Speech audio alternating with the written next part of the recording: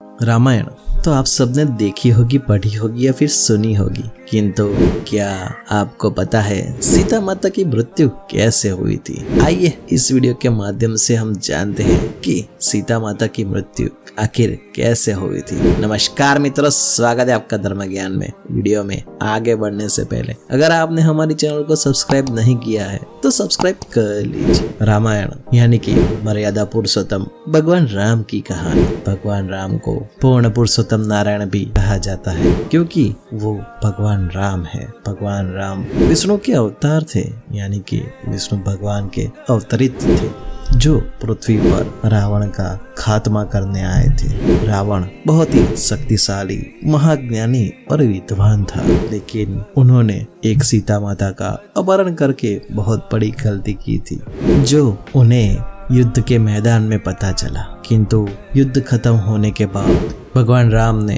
लंका पर अपना हाथ जमा लिया था और वह विभीषण को लंका राज्य का राज्याभिषेक करके अयोध्या आने ही वाले थे। तब उन्होंने सीता माता की पवित्रता की परीक्षा की थी। सीता माता ने हालांकि हंसते हंसते वो अग्नि परीक्षा दी थी और अग्नि परीक्षा में वो पास हो गए थे और ये साबित हो गया था कि सीता माता पवित्र है, क्योंकि भगवान राम जानते थे कि रावण एक बहुत ही बुरा आदमी था। उसने सीता माता को अपवित्र किया होगा, इसलिए भगवान राम ने पूरे वानर सेना और लंका में उनकी अग्नि परीक्षा ली थी। उसके बाद वो वापस उनके राज्य सीता माता, लक्ष्मण एवं हनुमान जी के साथ आ गए थे। हालांकि आते वक्त वो पुष्पक विमान में आए थे, जो कि पुष्पक विमान रावण का था, लेकिन रावण ने वो विमान अपने भाई कुबेर से चुरा लिया था और रावण के पास रख लिया था।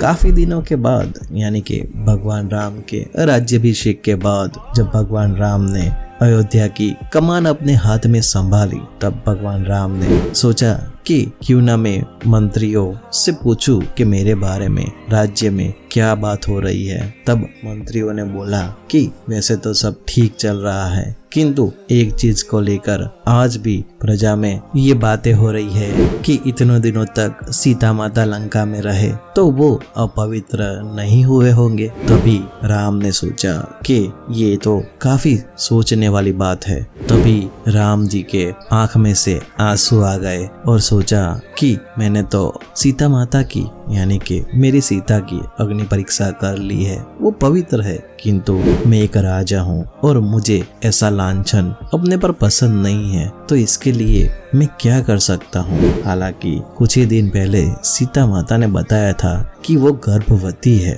राम भगवान को ये सारी चिंताएं सताने लगी तो वो आकुल व्याकुल हो गए और उन्होंने एक फैसला लिया कि क्यों ना मैं सीता को लक्ष्मण के साथ महर्षि ऋषि के आश्रम में गंगा तट के किनारे छोड़ आऊं और वहां पर उन्हें रहने को बोलूं। किंतु जब लक्ष्मण जी ने ऐसा करा और राम भगवान ने लक्ष्मण जी से कहा था कि आप मत बताना, मैं भी नहीं बताऊंगा, किंतु लक्ष्मण जी से रहा नहीं गया और उन्होंने बताया कि आपकी पवित्रता के लिए, यानी कि पवित्रता की परीक्षा के लिए आपको थोड़े दिन महर्षि ऋषि के आश्रम में रहना होगा। तब वहीं पर महर्षि ऋषि के आश्रम में सीता माता ने लव और कुश नामक 2 पुत्र को जन्म दिया और थोड़े ही सालों बाद जब भगवान राम ने सीता माता को वापस अयोध्या बुलाया तो प्रजा के सामने उनकी पवित्रता की परीक्षा की। तभी सीता माता रोने लगे और वो आकुल व्याकुल हो गए। इसके बाद सीता माता ने पूरे अयोध्या वासियों के सामने धरती माँ से प्रार्थना की कि धरती माँ, अगर मैं पवित्र हूँ तो आप मुझे अपने में समा लीजिए,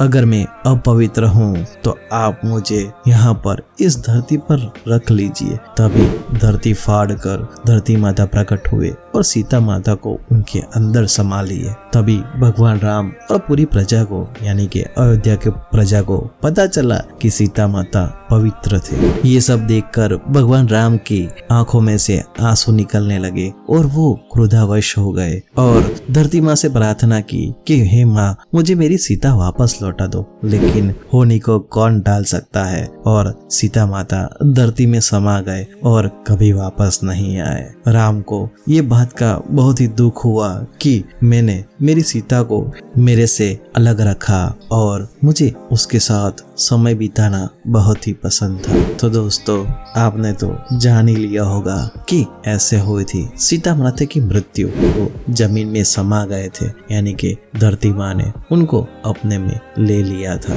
आशा रखते हैं दोस्तों आज की वीडियो आपको पसंद आई होगी। वीडियो को अंत तक देखने के लिए धन्यवाद। अगर आपको वीडियो पसंद आई है तो वीडियो को लाइक कीजिए और कमेंट बॉक्स में जय सिया राम लिख के हमारा हौसला बढ़ाइए। और ऐसे ही धर्म के रहस्य के बारे में जानने के लिए आज ही हमारे चैनल को सब्सक्राइब कीजिए। धन्यवाद।